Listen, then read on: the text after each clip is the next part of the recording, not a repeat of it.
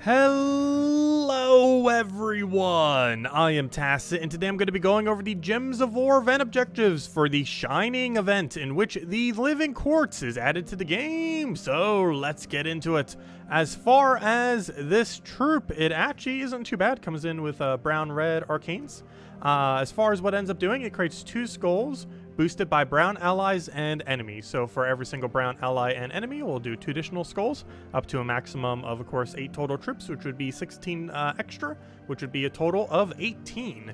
Meaning if that your entire team is brown and the entire enemy team is brown, you would end up getting an 18 spam every single time for 12 mana. This of course would be reduced as things continuously die, either on your team or the enemy's team.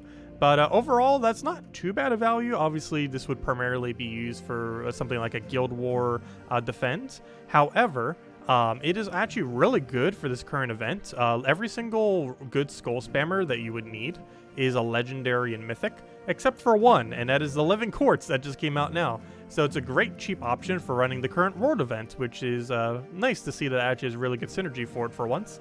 One other pretty noteworthy thing about this, other than the fact that it's Stone Skin, which synergizes really well with Skull Spam, is its final trait. We finally have a way of consistently creating potions, specifically brown. It creates brown mana potion every single time it takes skull damage. So whenever it gets hit by a skull, it'll end up creating a brown potion. This can of course be either good or bad, depending on how it goes. But overall, it's generally going to be more of a good thing, especially if you're the team that is brown and the enemy team is one that might just have only like 1 brown on it or something similar.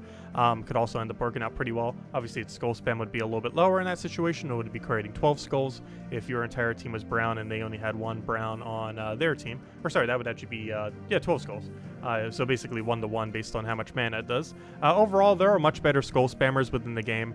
This is more so just a great cheap alternative, as well as a way for us to finally mess around with potion spamming. There will be other methods of doing so, of course, as the season goes on. But it's nice to see we are at least getting something already within the week to end up messing around with it. Aside from that, we do have a special battle crasher that ends up giving some extra gold. Compared to the fact that we just had a vault weekend, you probably don't need this extra gold, but hey, some extra gold on top never really hurt. So that's nice. We also get extra gold if you're going to be using the Living Quartz in Explore, though I wouldn't really advise that compared to doing other things. We also have 10% to all elemental and 10% to all monsters, the elemental one definitely being a bit more relevant. As far as the event key drop table, of course, given that it is a Khaziel event week, is associated to Khaziel. As far as what that includes, well, everything under here, underneath the Khaziel tab. This is everything that you see here, except for the 4 Emperor troops are all obtainable from the event key drop table. One pretty noteworthy thing is I believe this is the first time you can get Mithrilian if you weren't able to get it prior to it coming out as a new mythic. So you can end up getting it through event keys and focus it down if you did not get it previously. Unfortunately, both mythics here are pretty bad. However, you would still need 1 to get 10 plus stars on it, as well as 2 for 22 star, though it's not 22 star yet. It reaches 21 star as of this week. However, both the mythics are pretty bad. Stonehammer and this thing. Overall, which one is better? I almost feel like Stonehammer is. However, they're both in drop table. Both pretty underwhelming. Overall, I wouldn't really advise opening too many event keys this week. Probably a good week to skip. If you are going to be running event keys, main reason you'd be doing so is to try to get 1 copy of, where is it? I just saw him earlier. Get 1 copy of King Highforge. He's occasionally used for his 50% mana start to all dwarves. Aside from that, nothing really too special. There are a few good troops, but they're low enough rarity that you just have a lot of them. Like Apothecary is pretty good, Dwarven Gate's pretty good, Deep Boar is decent at times. However, they're all such low rarity that you probably already have them laying around, and if you don't, just several event keys this week would also get it down. Gimlet's also used occasionally for its Empower into Brown.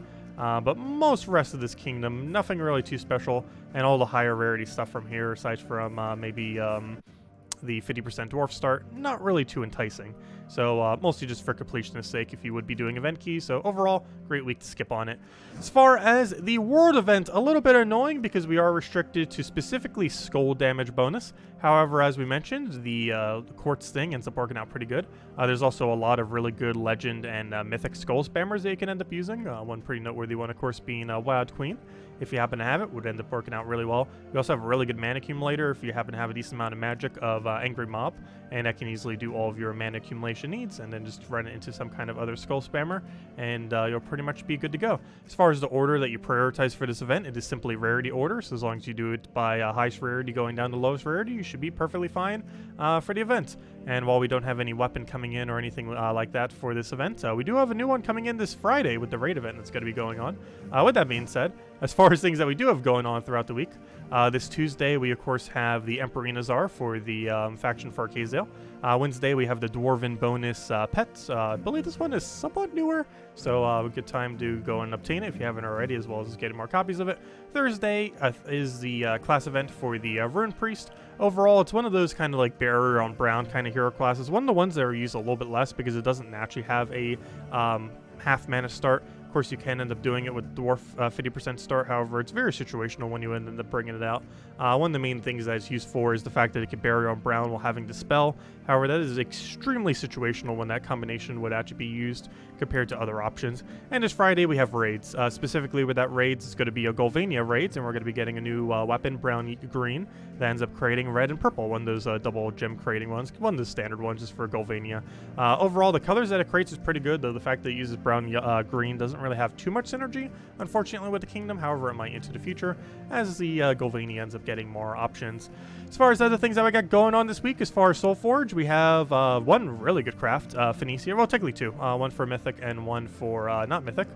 Phoenicia, insanely good to end up picking up. Really strong AoE, used a lot for a lot of things, pet battles, running dailies, really good the later you are in the game just for a really high damage and cast. Has the high single damage cast in the entire game, which is one of the reasons why it's so relevant. So it's really good at killing out that specific range where she is capable of one-shotting due to the fact that she can end up doing it quicker than pretty much everything else. There are many situations when you're at the really low range where something like a Rowan ends up being a little bit quicker. However, there's a specific range slightly above what Rowan can end up hitting, where Rowan cannot one-shot, but Phoenicia can, where Phoenicia is extremely optimal, and this normally includes things like pet battles, quite a few dailies, running dungeons, stuff like that. She probably saves you like a minute off of dailies every single day, and while it might not seem like much, that obviously adds up over time. Definitely not like a truly must-have troop, but if you're a bit later in the game and you still don't have her, definitely worth considering getting her at some point. Fortunately, her traits are pretty bad. She's used entirely for her ability. If you're really early on in the game, great time to pick up Queen Titania. She's one of the only few legends in the entire game I would say is actually worth crafting. One of the other pretty noteworthy ones being Tesla if it ever rolls around. But she is one of the best damage sources in the entire game as far as legends are concerned, as well as kind of just in general. One of the main reasons for this is she's a really good Fairy Fire option. Fairy Fire a random enemy whenever she does a extra turn, and this has a pretty good ability to go with it. Ends up doing damage to all enemies while also being boosted by all red enemies and allies for a pretty juicy boost ratio there. Plus she counts as a red herself, so she's already gaining additional damage from that. But the main thing that kind of puts it together is that if there's 13 or plus reds on the board, she ends up gaining an automatic extra turn, so she could basically just keep spamming her ability, constantly keep getting Fairy Fire from the board, keep getting reds back on the board, ideally having 13 plus on the board constantly as your mana accumulating, and just kind of spamming her ability out to pretty crazy amount of damage. And overall, really strong. It's used in one of the best, if not the best, non-mythic teams in the entire game. And yeah, just great to be using. 100% advise getting if you need a damage source, as most damage sources are locked behind mythics. However, she is a legend that does it exceedingly well, even more so than quite a few mythics in the game. There's even many instances where she's better than Phoenicia, though Phoenicia is still used for the quick kill option, whereas Queen Titania cannot quite do that to the same degree. Anyways, aside from that, weapons you can pretty much just ignore. Nothing really too noteworthy to get unless you just want to get them for completionist sake, but that's the only reason why you would end up getting any weapons there, if you're looking for any to complete out your collection. Anyways, aside from that, let's go and get into a bunch of teams. So as far as teams throughout the entire week, we have quite a few. First off, the world events, pretty much anything with Angry Mob into any of the many legendary or mythic skull spammers is going to work out pretty well for the event. In this particular one, we end up running with a Flamer defeating the Angry Mobs, have the Angry Mobs for mana accumulation, and have Wild Queen do all of the skull damage we need, as well as feeding attack to our hero. We're using Titan just so we have Barrier and Brown Storm at the start of battle. As far as the cheaper one, we end up doing Mang just so we have a way to end up increasing our attack. The alternative is just to use Living Quartz in first slot so you can get the potion value from them hitting you. Either or, though you might lack a little bit in the damage depending on what your base attack is, depending on how early you are in the game. So it's just kind of safe to have a Mang, since that will scale infinitely. But if you feel like you have enough attack, you can just run a Living Quartz and run some kind of other hero weapon onto your team instead. You definitely want to have a Cockatrice, as mana draining the enemy so they can't cast on you, as well as creating brown, as well as entangling them, basically making it so they can't do anything to you while you're accumulating the much needed mana, and it has a link into itself, so you don't even need to worry about that for banner. We do set to a +2 brown, +1 purple banner, so that the Excavator has a +1. It is used to feed red to both the Mang and Living Quartz, and you end up getting a mana accumulation that way based on how many browns you destroy, which you need anyways. One other pretty nice thing about this too is he summons a Dust Storm when an enemy dies, so you're going to basically perpetually be able to have Brown Storm, which is very needed, given that your entire team is forced to have to be brown for the event. So pretty convenient to be able to get another Brown Storm whenever an enemy dies. And on top of the fact that you're getting a brown potion every single time he takes skull damage, the Living Quartz, specifically skull damage, ends up getting quite a bit of value. So yeah, ends up working out pretty well. It'd definitely probably be a bit quicker if you have the higher attack to use it in first. But if you feel like your attack's too low, use Mang. And one other pretty nice alternative, though it is a little bit harder to have, is Earth's Fury if you have it. Would end up working out really well if you are doing Living Quartz in first slot and have that behind the Living Quartz. Unfortunately, this is a event-locked weapon, and while we do have a Groshnock event coming in, I believe, on the 8th week of this campaign, the 8th week is not now, so you won't be able to get that for several weeks from now, about a month and a half from now. You'll be able to pick that up, so that doesn't quite help you now if you don't have it. So overall, just stick with Mang, or try something similar with the Living Quartz in first and switching out for something else. Overall, should end up working out pretty well. Anyways, especially for such a low rarity team, the team actually only uses 2 rares with a ultra rare that you basically get for free this week. So ultra cheap, and Mang, of course, you get automatically for free. So a lot of extremely low rarity stuff for it. As far as the faction that we got going on tomorrow, you can end up just running a quick kill guard's avatar or a similar team where you just kind of kill it out instantly. The other alternative would be just to kind of go with a bunch of gargoyles. So if you have the guard's avatar, this is the main time he has to shine. Basically the Rowan of factions for doing that. A little bit like Phoenicia too in that regard, though. A little bit different. If you need something super cheap, just literally spam Finesse. It does have yellow. Pretty much anytime you have access to yellow, will end up working out pretty well. It's a brown-yellow restriction faction. And since you have access to it, ends up working out pretty well. If I'm not mistaken, this faction also has quite a bit of yellow in the first and final battle, which of course also ends up helping it out quite a bit.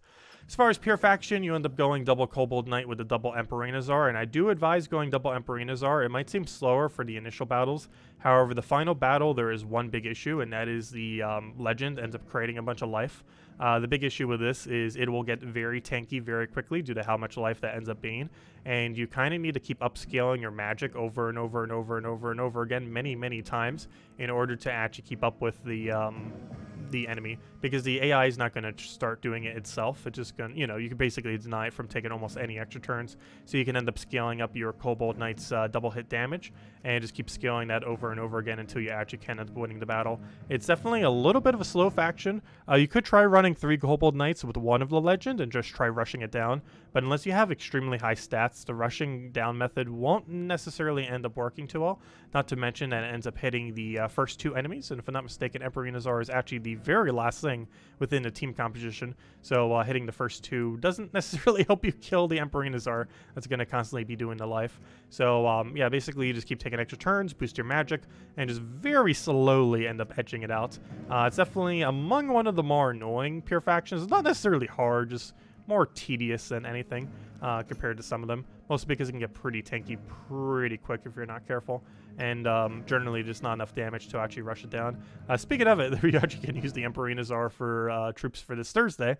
For the class event, we're just using it simply for its brown link, and we end up doing this for the... Actually, hold up. You actually can't use the Kobold Knight. Hold up. 1 second. I set the wrong troop here. We actually have to be using a dwarf specifically, which means, let's go like Blast Cannon, then boom, now it's correct. I forgot. It specifically has to be a dwarf from Khaziel, not just a Khaziel troop. So, yeah, that's how every class event is. It has to be both the kingdom and the typing. So there we go. Blast Cannons. Never mind. He's useless. He doesn't get used. So you can just go a bunch of Blast Cannons. You can go Dwarven instead. But Blast Cannon's nice because there's a little bit of damage if you end up needing it. So my bad. 3 Blast Cannons with Black Manacles. Same difference. It's going to do the same thing. You're just focusing Black Manacles up over and over again. You're not really taking these for the damage. You're taking them for the fact that it has a link specifically into a color you need. This one being brown as well as the other one. But there we go. I fixed the team. And aside from that, Ghulvania Raids we have this weekend. A couple different ways you can end up building this, but similar to all raids, you can end up going Mang with the Zugoff Slayer. And by the Zugoff Slayer, I really mean the Zugoff Slayer, because if any of you ever run Explore 12 Ghulvania, you know how annoying Carmella can end up being, because she could just one-shot your Zugoff out of nowhere. And now we get to do it the other way around, where we get to one-shot the enemy Zugoff for once. So that'll be nice. But same kind of premise as pretty much any raids. Use Mang, throw it down on the raid boss, use the raid slayer to go kill the Zugoff, and everything else behind it is just for support. This is for 50% mana start for Undead, which gives our Carmella half mana start, and the other thing just for support. We happen to be using Grey King. You can use a cheaper option if you want. It doesn't have to be Grey King, obviously. But if you have it, it's some good board control and a little bit of disable to the enemy team, and has some damage onto it. Though you're mostly just going to be using Mang and your skull damage for a good majority of it, and of course Carmella to end up killing out the raid boss itself. Overall, pretty straightforward kind of standard raid team as far as how raids normally goes down. But anyways, guys, I'll wrap it up for this video. Of course, we are back to completely normal schedule. I am back from my trip, of course, from seeing family. So we are streaming every single day, 8 p.m. Eastern Standard Time, doing stuff for Gems of War. Of course, tonight specifically, we'll be doing all of the Chapter 2 tasks for Season 6, Chapter 2. But anyways, guys, if you still have any other questions, feel free to leave it in the comment section below, and I'll get around to them. Thank you all so much for watching, as always. Greatly appreciate it. I'll see you guys soon. Goodbye, everyone. Thank you for watching.